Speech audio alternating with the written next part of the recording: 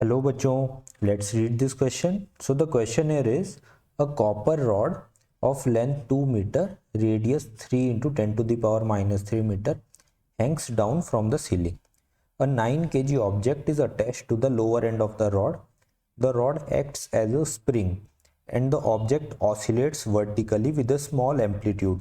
Ignoring the rod's mass, find the frequency f of the simple harmonic motion. सो देखो क्या दिया हुआ है आपको क्वेश्चन में।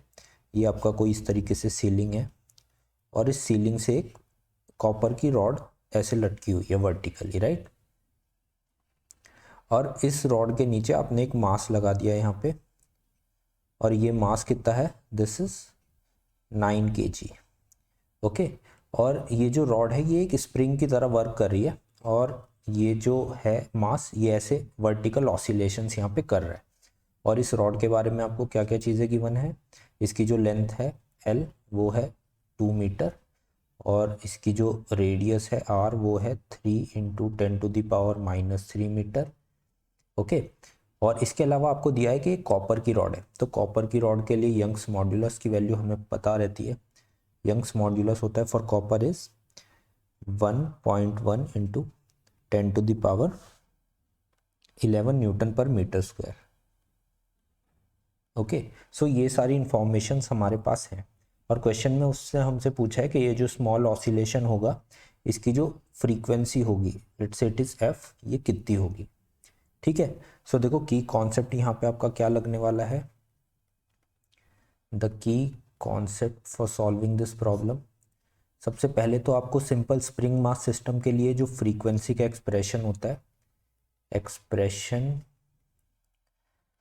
For frequency in simple harmonic motion, right. Frequency का जो एक्सप्रेशन होता है वो क्या होता है, frequency is equals to, frequency होती है omega upon 2 pi, right.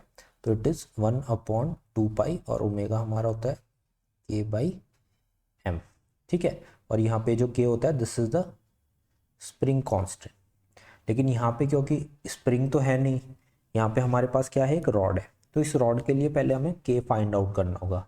M हमें क्वेश्चन में गिवन है 9 kg, तो अगर हम के फाइंड आउट कर लेते हैं तो हमें फ्रीक्वेंसी यहाँ पे मिल जाएगी, राइट। तो देखो फ्रीक्वेंसी हमें पता होने के लिए क्या चीज़ चाहिए, हम यहाँ पे यंग्स मॉड्यूलस हम जानते हैं इसका क्या होता है, यंग्स मॉड्यूलस होता है it is equals to stress upon strain, right.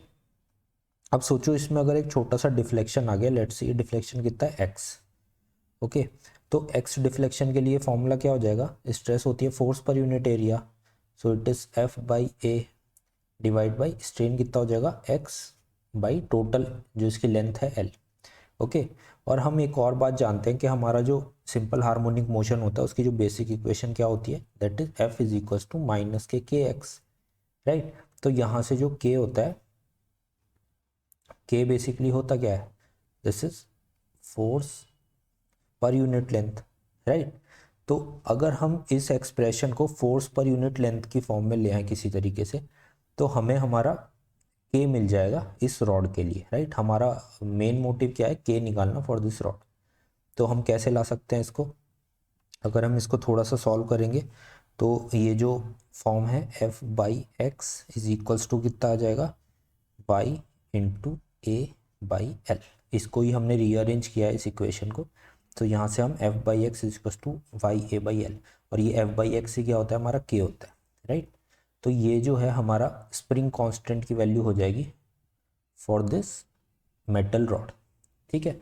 अब वाई हम जानते हैं कॉपर के लिए, एरिया हम कैलकुलेट कर सकते हैं क्योंकि हमें रेडियस गिवन है और लेंथ भी हमें क्वेश्चन में गिवन है, तो यहाँ से हम हमारा के फाइंड आउट कर सकते हैं। और तो हमारी फ्रीक्वेंसी क्या आ जाएगी यहाँ से, frequency is 1 upon 2 pi into under root k by m होता था, तो ये कितना हो जाएगा, Y into A by L into, right.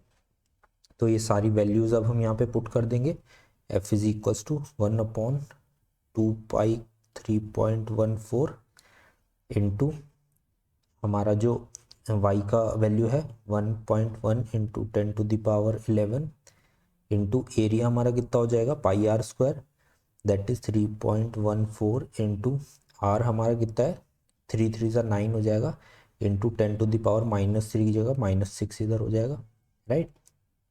और डिवाइड में हमारा नीचे क्या रहेगा, दिस इज एल, लेंथ हमारी यहाँ पे 2 मीटर है, 2 इंटू मास है हमारा 9 kg। ओके, सो इसको देखो जब हम पूरा सॉल्व करेंगे यहाँ पे, तो हमारी जो फ्रीक्वेंसी की वैल्यू यहाँ पे सॉल्व करके आने वाली है, this will come approx 66.17 hertz. Okay, so this will be the frequency for this oscillation.